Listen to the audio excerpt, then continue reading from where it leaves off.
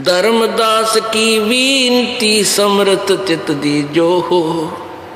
धर्मदास की विनती समर्थ चित दीजो हो। यो आना जाना निवार के अपना कर लीजो हो। यो आवन जावन निवार के अपना कर लीजो हो। भक्ति दान गुरु दीजियो देवन के देवा हो।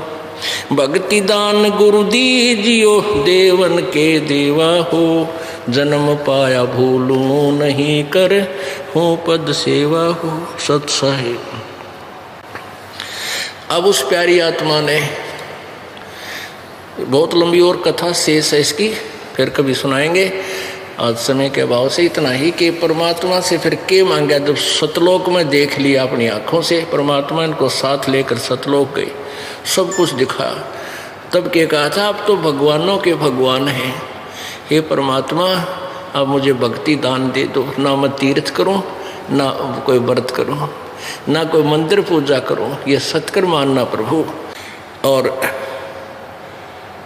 धर्मदास की विनती, अब देखो पहले तांडी पाक रहा था, परमात्मा की एक नहीं सुना था, और फिर नो गए भगवान ये परमात्मा मेरी बात पे ध्यान दियो, थोड़ा ध्यान दो महाराज। कहते धर्मदास की विनती समर्थ चित दीजो हो।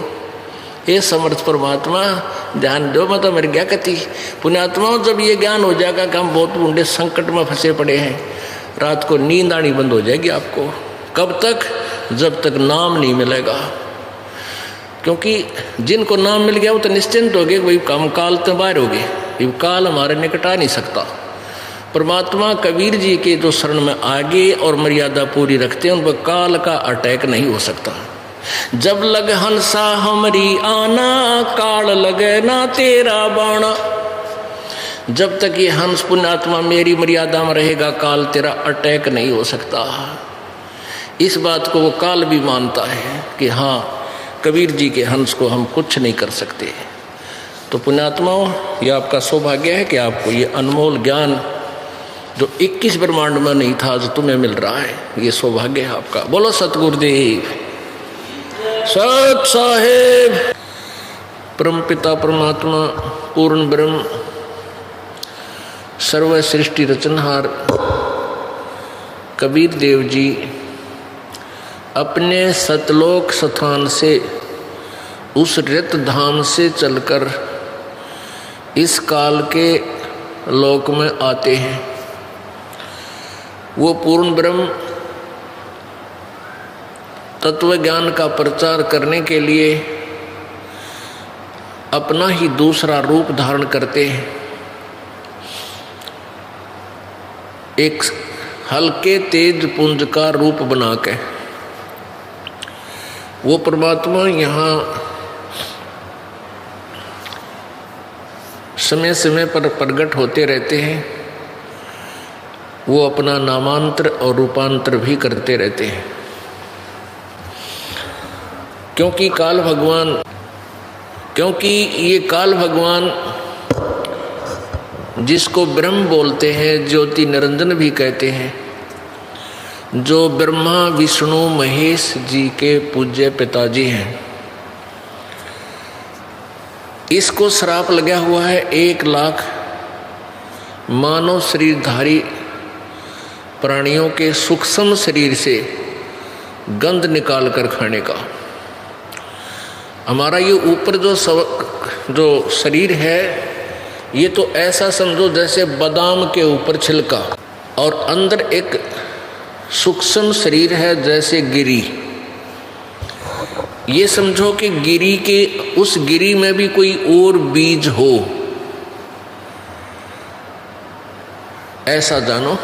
तो ऐसे इस शरीर के अंदर ये सूक्ष्म शरीर है, और सूक्ष्म शरीर के अंदर ये जीव रहता है, और सूक्ष्म शरीर के ऊपर एक सूक्ष्म वासनाएं लिप्त हो जाती हैं। जैसे ये प्राणी पूरे जीवन में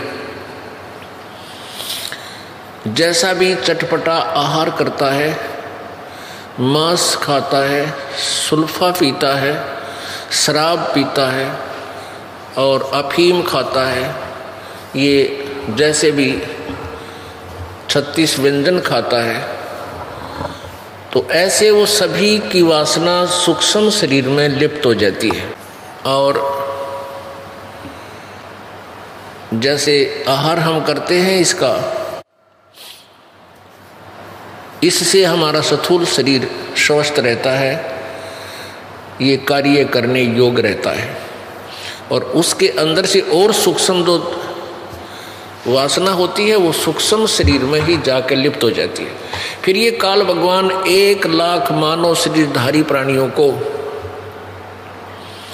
21वें ब्रह्मांड में बनी हुई तपतशिला पर, तपतशिला एक बहुत सुनियोजित ऑटोमेटिक गर्म रहने वाली एक पत्थर की टुकड़ी है। जैसे तई होती है, तवी, एक बड़ी तई होती है, उसको उल्टा रख के और रोटियां बनाते हैं, उसको समझो उल्टा कर ले ऐसे। वो बीच से पातर टाइप है, चारों तरफ से ऊपर ने है जैसे कटोरी टाइप।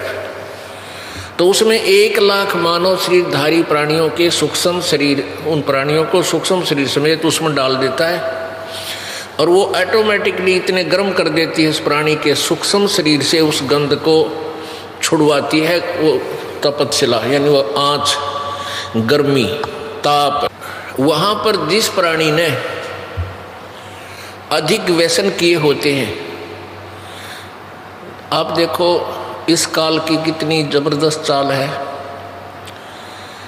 ये प्राणी इन बुराइयों पर ऑटोमेटिकली लग जाता है, स्वतः लग जाता है। जैसे हुक्का बना लिया और कितने तम्बाकू का पौधा ढूंढ लिया, इसने गधे भी ना खावे, और इसने कूट छेद 1 घंटा, हमने देखे हमारे माता पिताजी और भी वहाँ आसपास के अड़ोसी पड़ोसी 2 घंटे होती मुसड़ मुखड़ में घेर कर दे मुसड़ पहले उसने काटे, फिर उसका वहाँ गुड़ गाड़ घेर कर उसका खूब चूरमा सा बनावे,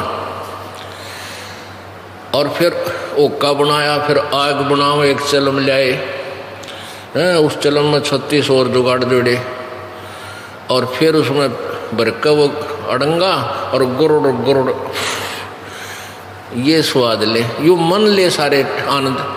तो ये जितना जिसने ज़्यादा तम्बाकू प्रयोग किया हो, या मांस प्रयोग किया हो, या शराब प्रयोग की हो, उसके सूक्ष्म शरीर में उतना ही गंध ज़्यादा डिपॉजिट होता है।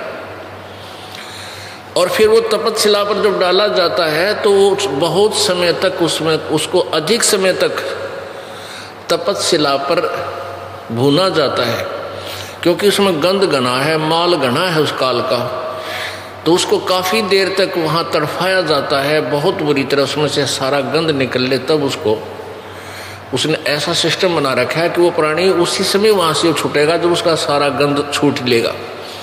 और जिन्होंने वैसे स्वाभाविक कोई व्यसन कम किए हैं, उनका तपतशिला से पीछा जल्दी छूट जाता है, फिर आकर योनि दूसरी धारण करनी ही पड़ती है कर्म अनुसार।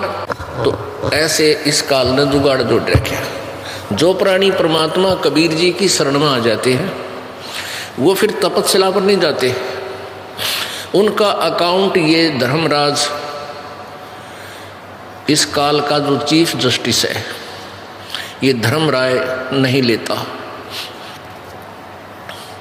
उसका उस भक्त का अकाउंट इनके पेपर से, इनकी बही से, इनके कंप्यूटर से ऑटोमेटिक निकल जाता है।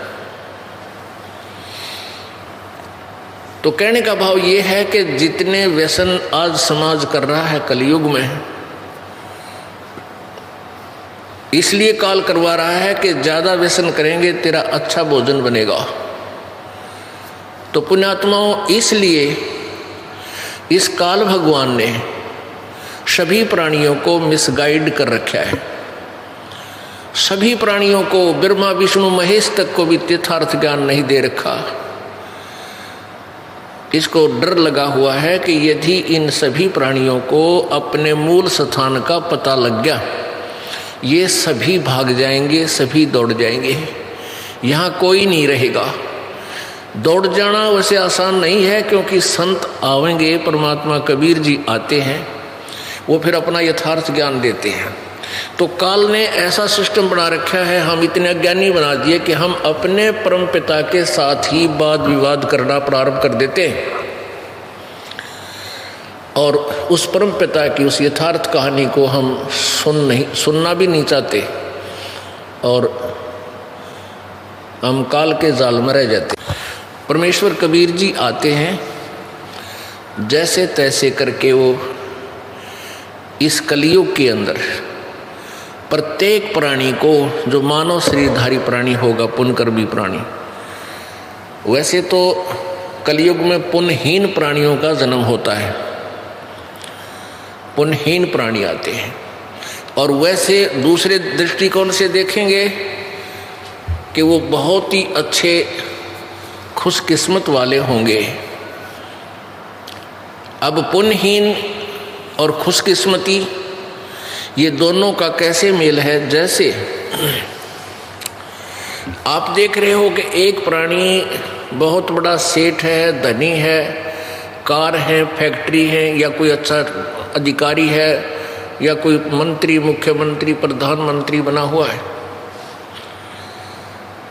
और एक गरीब आदमी है, रिक्शा चलाता है, मजदूर है, किसान है, दुकानदार, हैंड टू माउथ है, और दोनों का ही जन्म इस कलयुग में है।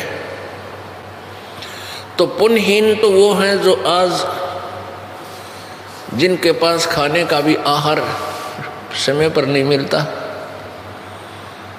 लेकिन वो खुशकिस्मत इसलिए है कि उनका जन्म इस समय है, ये भक्ति युग में है, भक्ति काल में। तो ये कैसे पुण्य है, कैसे शुभ कर्म है, कैसी अच्छी किस्मत है।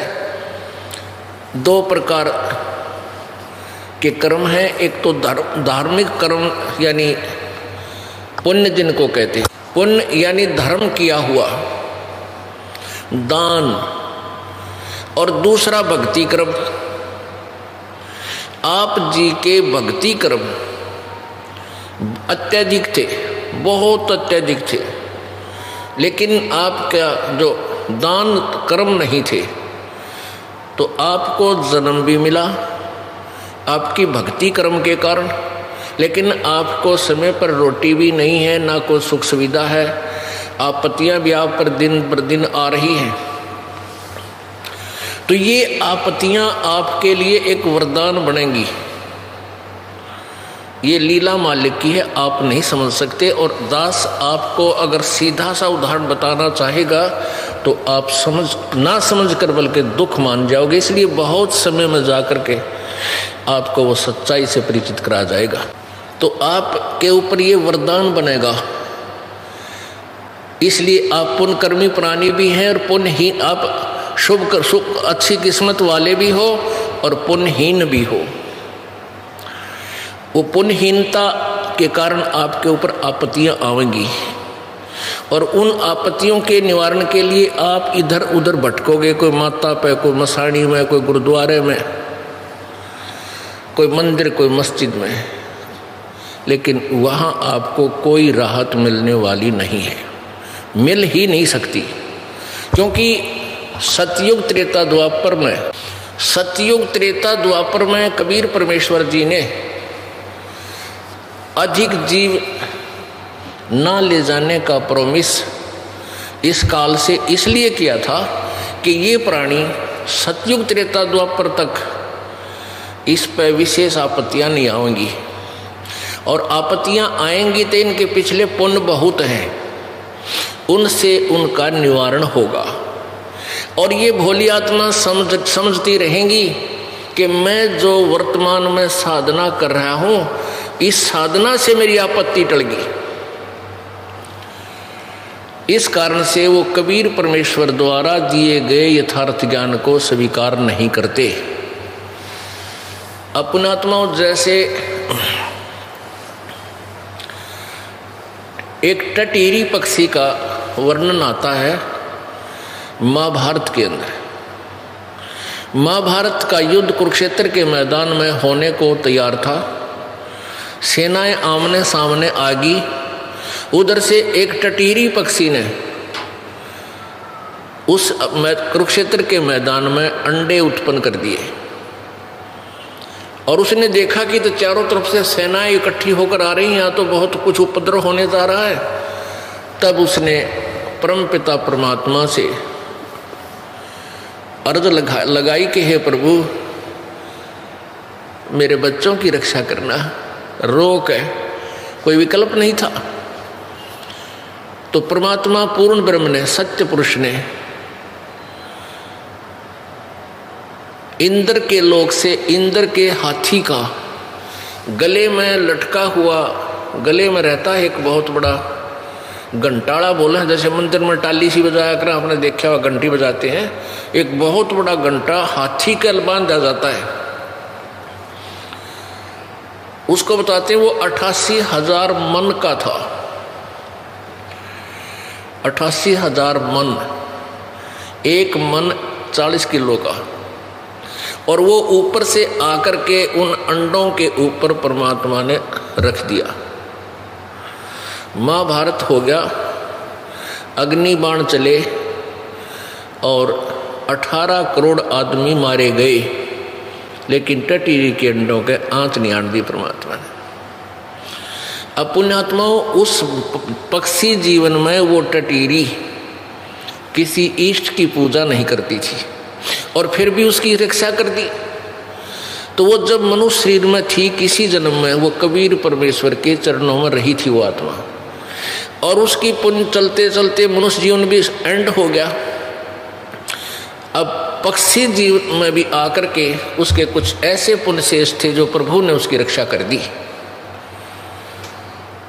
अब मनुष्य जैसे सतयुग त्रेता द्वापर में या वर्तमान में जिनके पुण्य भी शेष रहते हैं और वो जैसी भी साधनाएं कर रहे हैं, उन वो सोचते हैं कि जो आज हमें सुख सुविधा प्राप्त है, जैसे ये दास पहले लोक वेद के आधार से हनुमान जी का पुजारी था, परंपरागत बाबा श्याम जी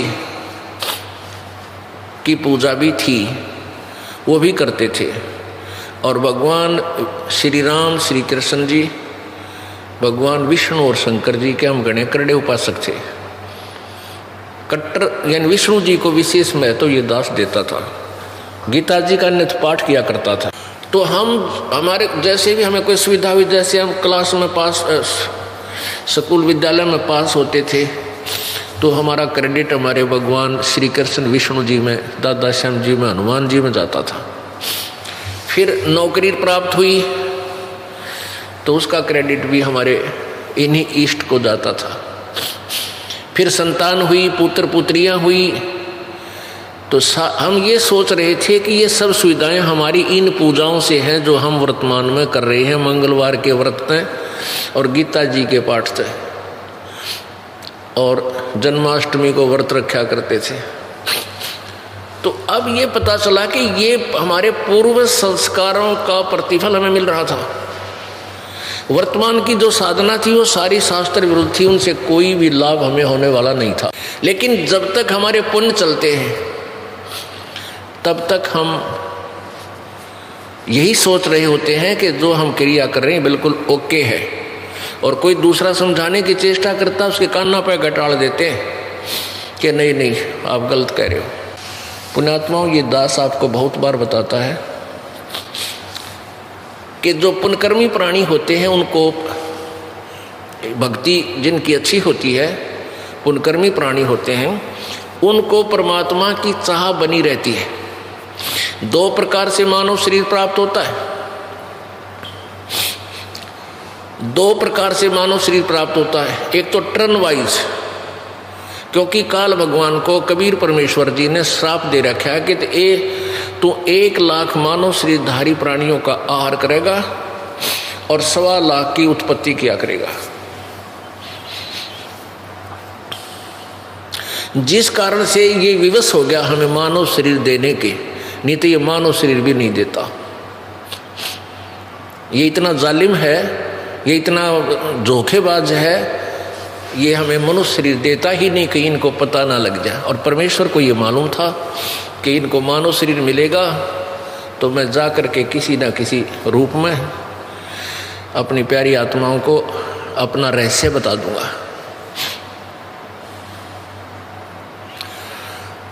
तो ये काल जो है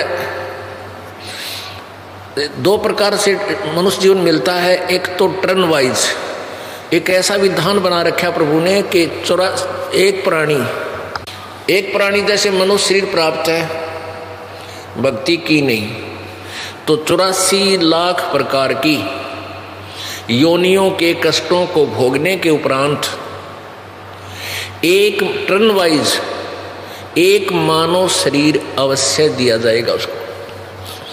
यदि उसमें भी वो भक्ति नहीं करता है तो फिर इसी 184 के कोल्लू में, हरट के कुएं में फिर डाल दिया जाता है। और दूसरे वो व्यक्ति होते हैं जो कभी कबीर परमेश्वर जी की शरण में रहे हैं।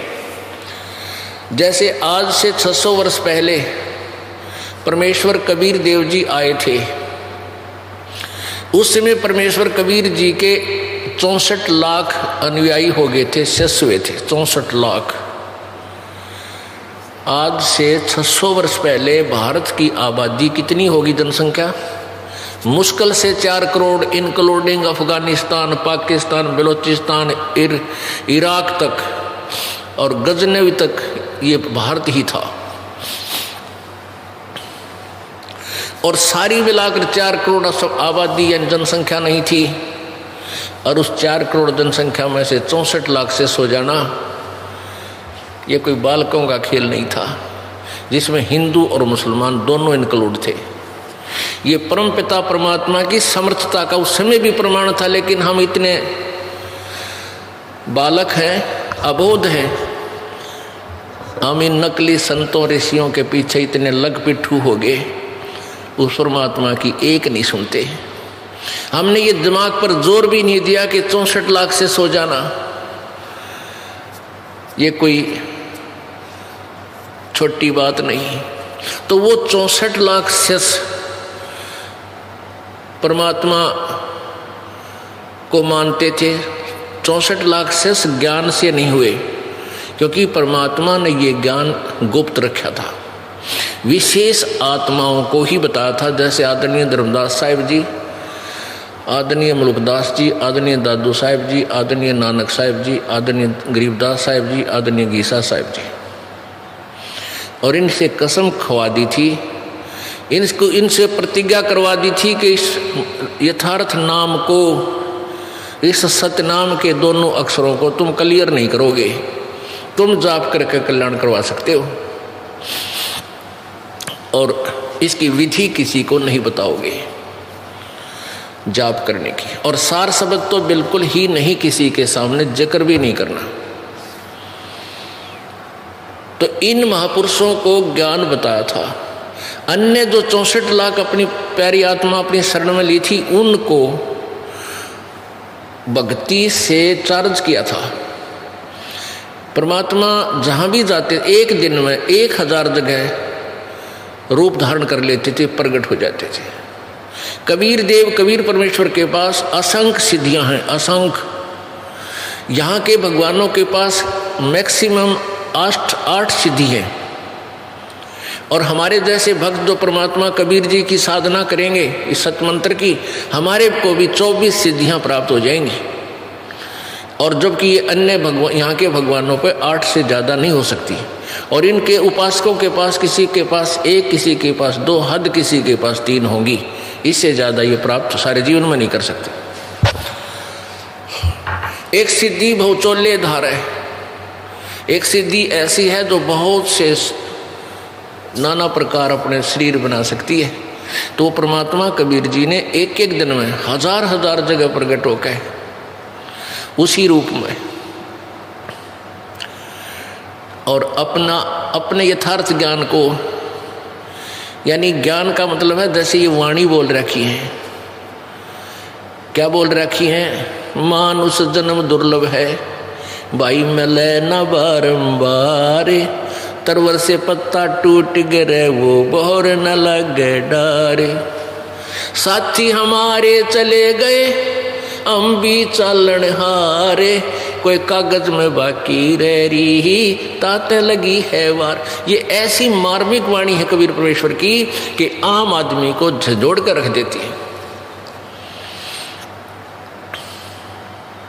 मानुष जन्म पाए कर जो नहीं रटे हरि नाम, जैसे कुआ जल बिना भाई बनवाया क्या काम। इस तरह की परमात्मा की इस हृदय छूने वाली वाणी को सुनकर आज से 600 वर्ष पहले तो भगवान चाहने वाली बहुत आत्मा होया करती, भगवान से डरा करती थी, तो वो तुरंत मालिक की वाणी को सुनती रहती थी कई कई दिनों तक और फिर उपदेश ले लेते थे। उपदेश लेते ही उनके ना जाने कितने काम सर जाया करते, सुख होने लग जाते। वो रिश्तेदारियों में ढंढोरा पीटते, आज जो हमारे गुरुजी से नाम ले लो, हमारे ये सुख हो गया, हमारे ये सुख हो गया।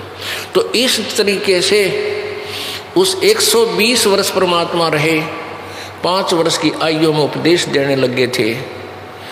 115 वर्ष में, वैसे 10 वर्ष 5-7 वर्ष पहले परमात्मा ने परीक्षा लेकर उनको रिजेक्ट भी किया था।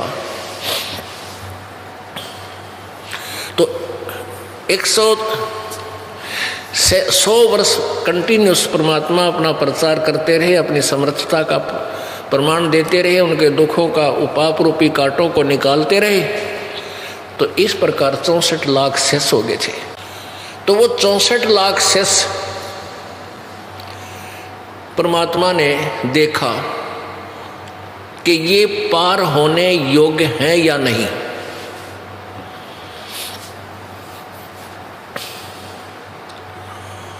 अपने आत्मा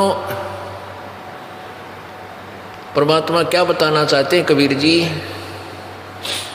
भाई ज्ञान संपूर्ण होया नहीं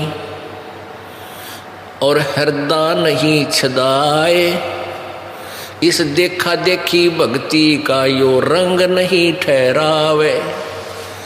ज्ञान संपूर्ण होया नहीं और दिल में जगह बनी नहीं, हृदय नहीं छदा, यानी हृदय में या कसक नहीं लागी। जैसे कल एक आपने वाणी सुनी थी, लागी का मार्ग और है, लागे चोट कालजा करके।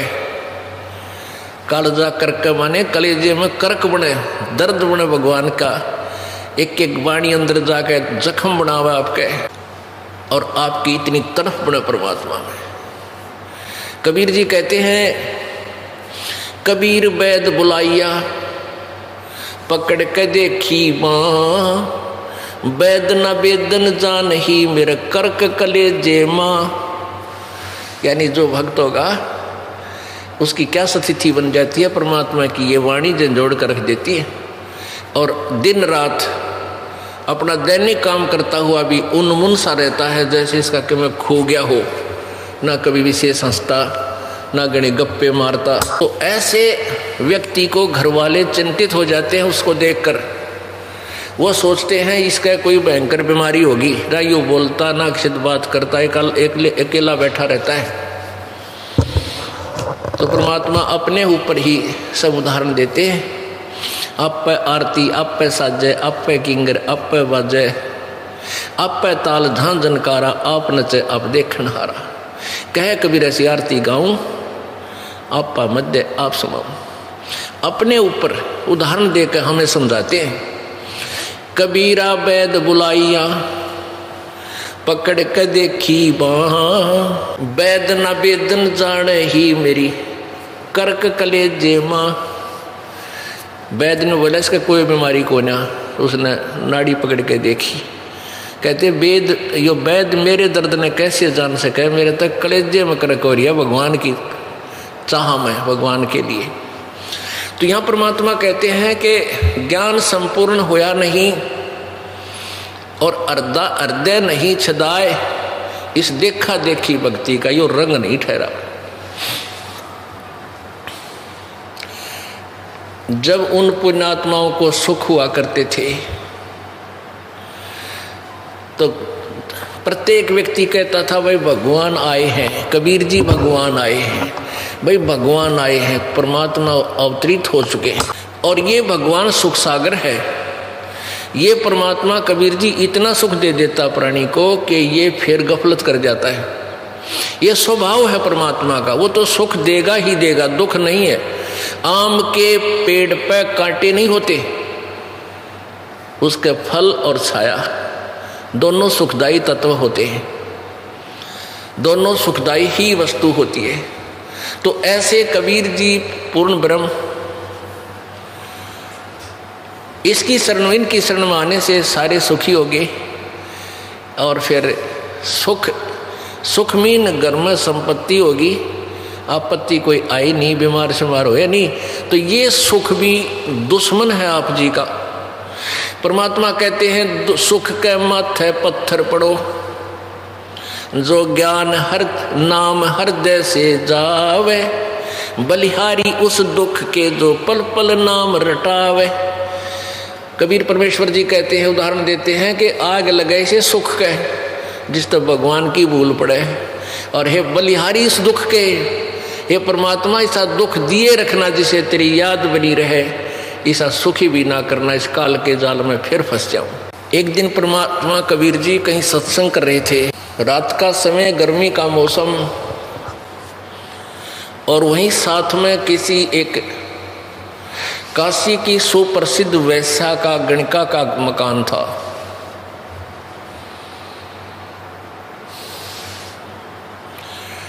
अब वो गणिका ने जब आवाज सुनी परमात्मा की, ये प्यारी वाणी सुनी, भी मानुष जन्म पाके जो नहीं रटे हरि नाम, और जैसे कुआ जल बिना फिर बनवाया क्या काम।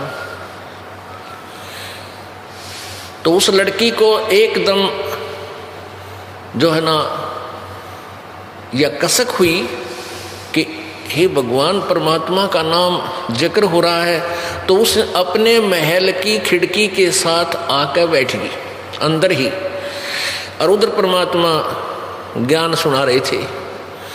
उस लड़की के हाथ पांव कांप गए। अकरे तेरा गजब हुई, मैंने तो सारी उम्र जुल्म ही जुल्म कर लिए, और मेरा क्या होगा।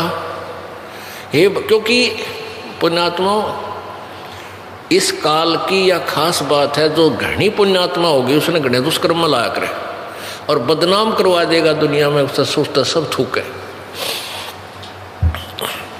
और उनके अंदर एक विशेष गुण और होता है, जो जिस काम पर वो लगते हैं उसको पूरी स्पीड तक करते हैं। जो पुण्यकर्मी प्राणी और दुष्कर्मों पर लग जाते हैं, उनकी स्पीड गजब की हो सकती, वो फिर आगा पीछा ना देखते।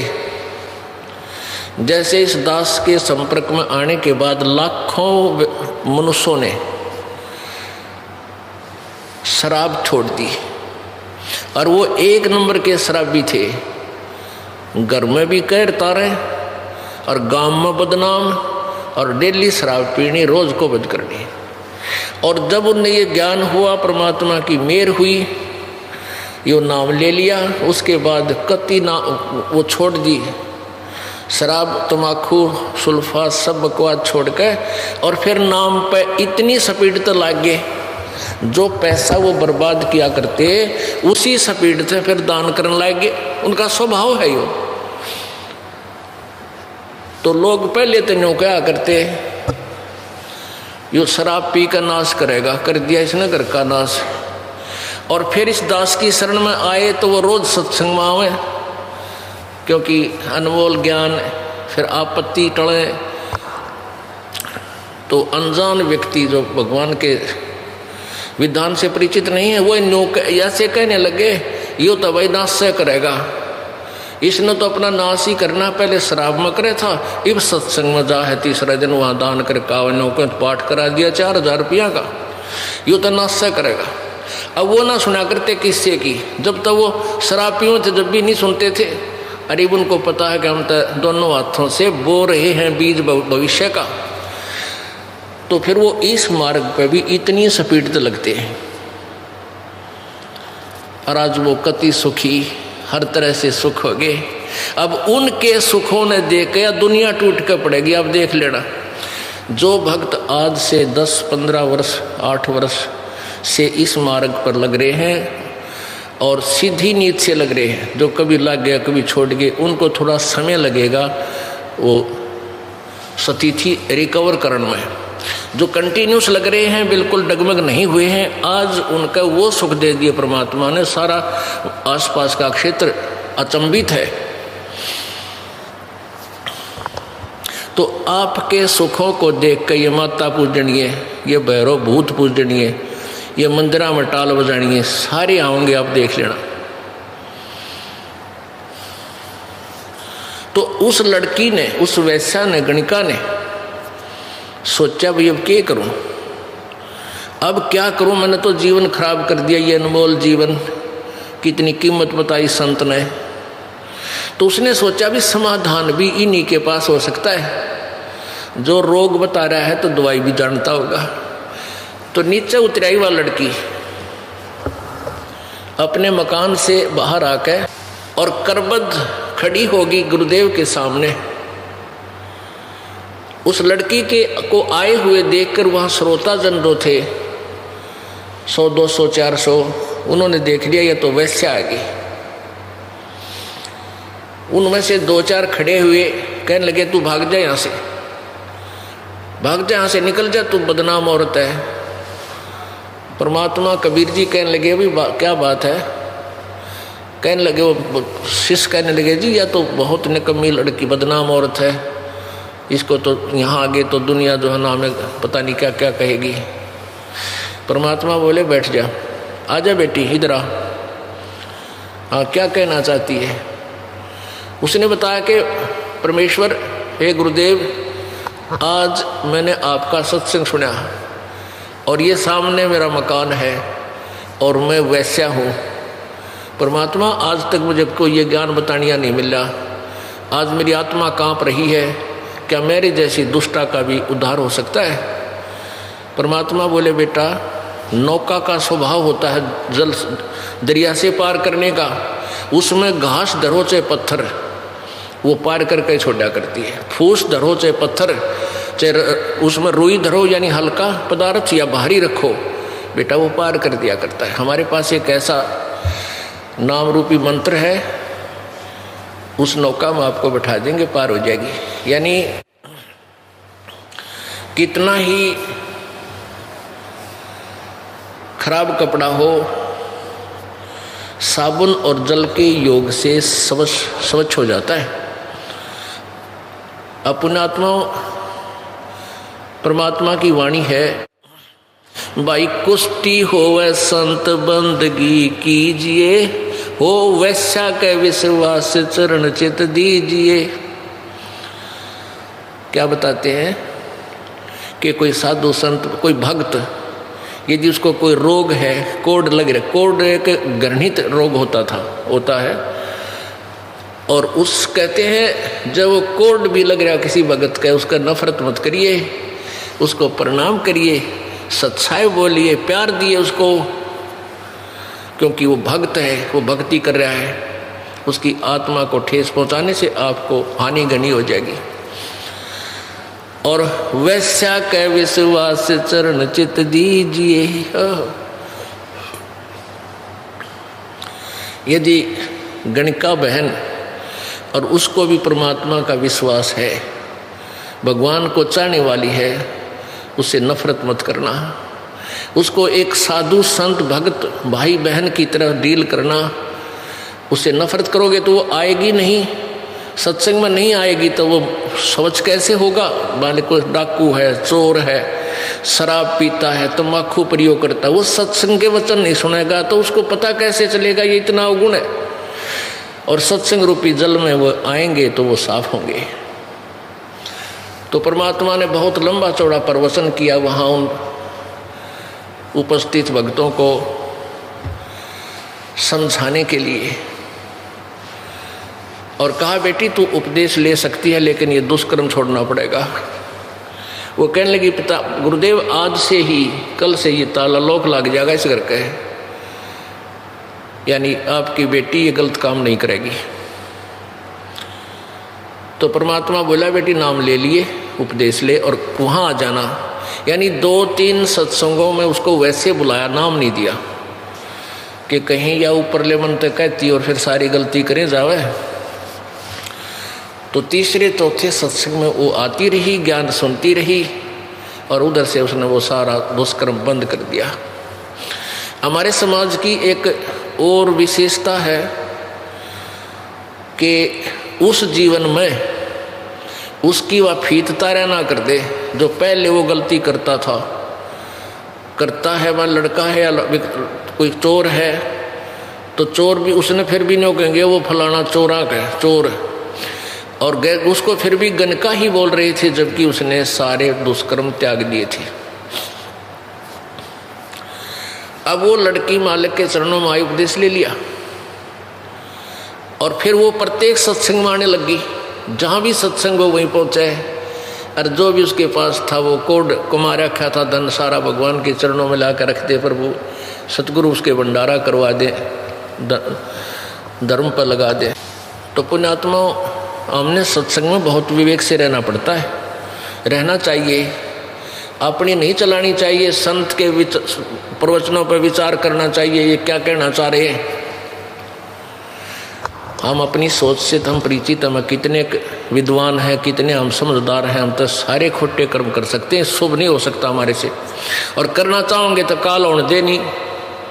हम चाहोगे दान करना, मन माना कितने बीमारी पर लगा दे पैसे, जब भगवान का सहारा ना होता है। ये 2 पैसे दान भी आप प्रभु की आड़ में बैठ कर कर पा रहे हो। आपकी 100 आपत्तियों को टालकर आपको प्रेरणा देता है, बेटा दान कर, तेरी जान बचेगी। तो वह लड़की जब आने लगी अधिक प्रत्येक सत्संग में और निकट आकर बैठ जावा गुरुदेव के पास, तो सत्संग में जो विवेकहीन प्राणी होते हैं वो पता नहीं क्या क्या दोष लगाने लगे गुरुदेव के ऊपर भी। तो ऐसे दोष रखने वाले तो वो गुरुद्रोही बन जाते हैं। ये होते हैं 2, 4, 10, 20 ही है। और दूसरों को उन्होंने सुरसुर शुरू कर दी, भाई बात अच्छी नहीं है। अपने सत्संग में गैस एक वैश्या आती है, भाई आसपास के नगर निवासी कहते हैं, भाई तुम तो बदनाम औरत को रखते हो, वहाँ पे गंदी औरतें जाती हैं, हम अपनी बहन बेटियों को वहाँ नहीं जाने देंगे। यानी वो सत्संग में आने वाले गुरु जी के अनुयायी इस तरह की अपनी अपनी अटकल लाने लगे। उन्होंने कहा भी गुरु जी से कहना ही पड़ेगा एक दिन। उन्होंने कहा गुरुदेव ये लड़की, गुरुदेव को तो कहा नहीं, उस लड़की को धमकाने लग गए फिर कि तुम मत आया कर यहाँ पर, तूने सारा माहौल खराब कर दिया, आसपास के लोग ताने देते हैं। तो उस लड़की ने गुरुदेव से कहा, गुरुदेव ए महाराज जी अब मैं कहाँ जाऊँ, मुझे रास्ता बताओ प्रभु। परमेश्वर कबीर जी ने कहा, क्या बात बेटी, कि यहाँ सत्संग में आती हूँ तो कुछ भक्तजन मुझे यहाँ आने से रोकते हैं, परेशान करते हैं कि तू बदनाम औरत है, तेने माहौल खराब कर दिया। परमात्मा बोले तू डेली आया कर बेटी और मेरे निकट बैठा कर, यहाँ आकर कोई बोला मुझे बताना। उसने तो उस समय तो वो नहीं बोले, चुप हो गए। लेकिन धीरे धीरे ऐसा पूरी संगत में हो गया, भाई गुरु जी का तो दिमाग ठीक रहा को ना, भगवान का। अरे निकम्यो, जब थारा सो सुख दिए जब तो भगवान थे, अरे ईब अपनी गंदी सोच से तुमने उनको क्या जान लिया, क्या बना लिया। अब परमात्मा ने देखा भी इनको देखता हूँ, ये मेरे कितने भगत हैं, ये मुझे कितना समझा है इन्होंने। परमात्मा क्या बताते हैं, भाई गुरु मानुष कर जानते ते नर कहिए अंध, ओए दुखी संसार में आगे यम के फंदे। गुरु जी को हम अपने जैसा समझते हैं, अपने जैसे थे तो तुम्हारे पहले आप पर सुख क्यों ना हो गए भाई। वह परमात्मा क्या कहते हैं, पर्वत पर्वत में फिरा कारण अपने राम, राम जैसे संत मिले जिन सारे सब काम। परमात्मा की तलाश में ना जाने कहाँ कहाँ भटक रहे थे, परमात्मा बता रहे अपने ऊपर उदाहरण दे के।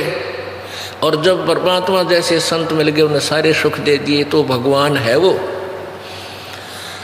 तो परमात्मा कबीर जी ने सोचा, लैन की फड़क काट दो सारी है।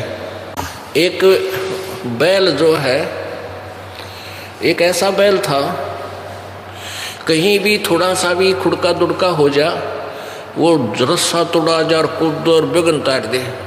नाक में दम दे रहा कर रहा था किसान का।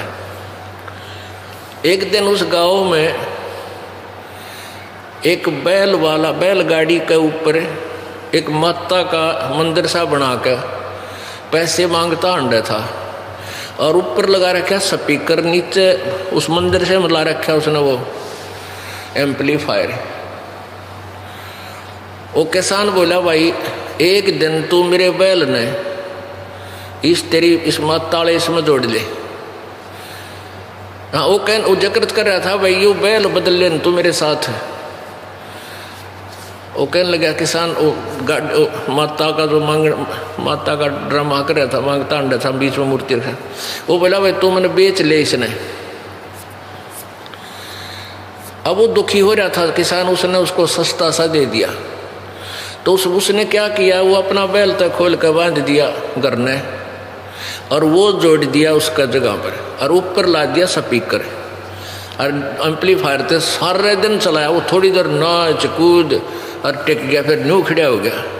और वो स्पीकर उसके काना में सारा दिन लाए रखा उसने, अगले छक सारी फड़क काट दूँ।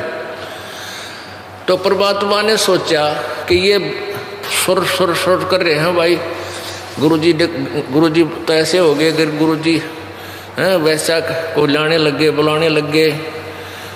और परमात्मा और भी लीला की। सत्संग के बाद उस बेटी के घर पे भी जान लाएगी शाम ने, यानी दिन में जैसे अपना दिन से कार्य से फारिग हुए, शाम के समय उस गणका के, उस बेटी के उमंग को देख के, उसकी जिज्ञासा को देखकर उसके आंगन में उनके घर जान लगे और उसको ज्ञान समझाने लगे बेटी को कि बेटा ये भगवान का मार्ग है, दुनिया कुछ भी कहे, अपना भक्ति कर परमात्मा के मार्ग पे। परमात्मा के इस भक्ति में ये गुण है कि आपके सर्व पापों का नाश कर देगी और किसी की ना सुनना। अब हम अपने तराजू में तोलते हैं दूसरे को। चोर को सभी चोर नजर आते हैं। एक चोर एक नेक आदमी के घर पर रुक गया और उस नेक व्यक्ति ने अतिथि जानकर अपने घर के बीच में, सर्दियों के दिन थे, बिल्कुल जैसे आप सभी सो रहे थे वहीं उसको सुला दिया, खाना खिला दिया। अब वो नेक आदमी तो सो गया अपना तान के, और वो चोर जग गया। उसने रात ने उस नेक आदमी के 200 रुपये निकाले और खेंदे सी गया। एक चोर के घर पे एक रास्ते चलता कोई नेक आदमी रुक गया। अब चोर ने रोकते लिया, वो पहले उसकी जेब टिटोली, उसमें केवल तम्बाकू पाया, कुछ नहीं पाया, पैसे नहीं थे, राह चलता आदमी बेचारा गरीब था। अब वो नेक आदमी तो सो गया और वो चोर सारी रात जागता रहा कि कहीं रात ने तेरा चोरी करके ना चला जाए, क्योंकि वो अवगुण उस चोर में विद्यमान था, उस नेक आदमी में नहीं था। वो तो चैनते सो रहा है और वो जो जिसमें दोष था उस नेक आदमी में भी वही दोष देख रहा था कि रात ने उठकर चोरी ना कर ले। तो ऐसे ही हम जैसे हैं, हम दूसरे को उसी तराजू में तोल देते हैं। जैसे ये बेबे लड़ा करें ना, बहने आपस में नो क्या करें, ईसिया नईसिया दिखा करें, यानी नकम्मी औरत होगी तो नो कहेगी तो इसी तो नो क्या करे, वह लड़ा ना करेगा दी समझदार सी नो कहेगी ईसिया नईसिया दिखा करें। तो जिसे ये इंसान होगा उसने वैसा ही दूसरा दिखाई देगा, उसका अपना अंतःकरण उसमें झांक रहा है। अब वहां जान लग गए तो संगत में और ज्यादा बिजली गिर गई और सब जगह ये चर्चा का विषय बन गया। भाई महाराज जी तो बुढ़ापे में, दिमाग खराब हो गया महाराज जी का तो है, और बहुत गलत हो गया ये। तो परमात्मा ने सोचा लेन कि माताले बैल की तरह नकती है, सारे दिन स्पीकर बजाए दो। अब जो सीधे होने होंगे वो हो जाएंगे, ना होंगे तो चल जाएंगे। इनका मैं गाड़ूंगा क्या करूंगा जब इन अपने गुरु पर विश्वास नहीं, ये कहाँ फिर सतलोक जाने योग्य है। अब उनका एक खास शेष, विशेष शेष और मित्र रविदास जी थे। रविदास जी बहुत निकट से प्रभु को समझ चुके थे, इसलिए प्रतिदिन बहुत अधिक समय उन्हीं के संग बिताते थे। तो रविदास जी से कहा कि रविदास जा एक हाथी किराए पे ले आ और एक दिन का किराया दे दिया उसने और कह दिया भाई हम आप हाँकांगे हाथी ने, आप पीलवान बन जाना ड्राइवर। और ठीक है। अब रविदास जी ने आज्ञा का पालन किया। रुपया 8 नहीं तो मैं एक दिन का किराया था वो हाथी किराए पे ले आया। अब कबीर परमात्मा ने कहा उस लड़की से, वैसा उस बेटी से, क्योंकि गनका नहीं रही थी, समाज फिर भी उसको गनका ही सोच रहा था। कहा बेटी आज तू हर सुंदर हर बढ़िया गहने पैर और सुंदर श्रृंगार हार करके मेरे साथ चल। अब उस लड़की ने कहा ठीक है पिताजी, जो आपकी आज्ञा, गुरु जी की आज्ञा का पालन करना अति अनिवार्य होता है। तो उस लड़की ने सारा अपना सुंदर कपड़े पहन पून कर सारा मेकअप कर लिया और परमेश्वर कबीर जी ने क्या किया कि एक गंगा जल भर लिया शीशी में और हाथी, जैसे हाथी के को ड्राइवर तो कर रहा था, ड्राइविंग तो कर रहा था रविदास जी, और उसके बाद में वह लड़की बिठा ली हाथी पर और पिछली साइड में आप बैठ गए और लड़की के कंधे पर हाथ रख ली और एक हाथ में वह बोतल, दो देसी शराब दिखे थी हाथ तो काटी हुई, उस बोतल ऐसे मुंह कला के 2-4 घूंट पर न्यों करें और उस लड़की के हाथ कंधे पे। और परमेश्वर ने कहा कि रविदास उस अच्छे उस बड़े बाजार में निकाल दिया हाथी ने, एक वह सारे ही फड़क निकल जाए, काशी वाले की भी।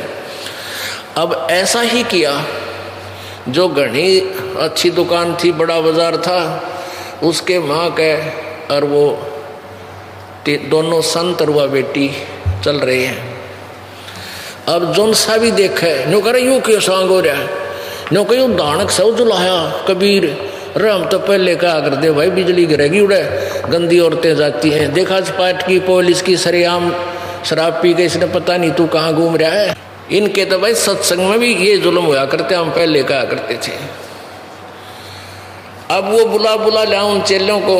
कुछ ऐसे भक्त होते हैं, उसमें और अच्छी आत्माएं भी थी, वो घनी सी ध्यान नहीं दिया करते बकवाद्या पर, हालांकि मैक्सिमम संगत के अंदर अटपट होगी थी, वह फिर भी उस समय तक विशेष प्रभावित नहीं थे। तो उनको लाओ बुला के दूसरे लोग क्या जा तो क्या करता भगवान आ रहा है, आज तेरे भगवान ने दिखावा के जुल्म कर दिया, ऐसा सरेआम तो कोई भी ना करा कर वैश्यावर्ती करता जा रहा है। अब वो भगत आओ बाजे देखें वो बैठे तुम्हारे गुरु जी, तो न्यो कहें मैं तो एक दिन गया था बस, मैं ना जाया करता उड़े। यानी वो जो कति जिनके इतने सुख दे रखे थे वो समाज तो डर के अब भगवान पर अविश्वास करके और परमात्मा से विमुख हो गए। 64 लाख में से 2 अर्जुन और सरजुन नाम के ये 2 शेष बचे थे, ये कहीं बाहर गए हुए थे मक्का मदीना की सैर सपट्टे को, वो वापस आए तो इब और संगत तो भाग भोगी सारी, कबीर जी दौरे कोई ना जावे कि उनके सुख खूब हो गए, किसी आपत्ति रही कोई ना। यह लास्ट की बात है 10 वर्ष पहले, परमात्मा सतलोक गमन से पहले। और वो परमात्मा ने क्या किया कि वो हाथी पे घूम घाम के सारी लीला करके, तो उधर से क्या हुआ कि काशी के पीर और पंडित, मुसलमान और हिंदुओं के दोनों धार्मिक प्रचारक पहुंच गए वहाँ वीर सिंह के पास। वीरदेव बघेल जी जो थे काशी नरेश थे, और सिकंदर लोधी वो दिल्ली के बादशाह थे, और वो भी उस दिन वहाँ पहुँचे हुए थे बनारस में, काशी में वीर सिंह बघेल के पास। और परमात्मा भी उस दिन छेड़ा करते जिस दिन सिकंदर लोधी आ रहा हो, कि इनका फड़क ना रह जा, मुसलमान ना कहे कि सिकंदर लोधी होता तो न्यों कर दे हो, वो सिकंदर लोधी भी आ रहा था, दिल्ली का बादशाह। वो सम्राट था पूरे भारतवर्ष का, एकमात्र शासक।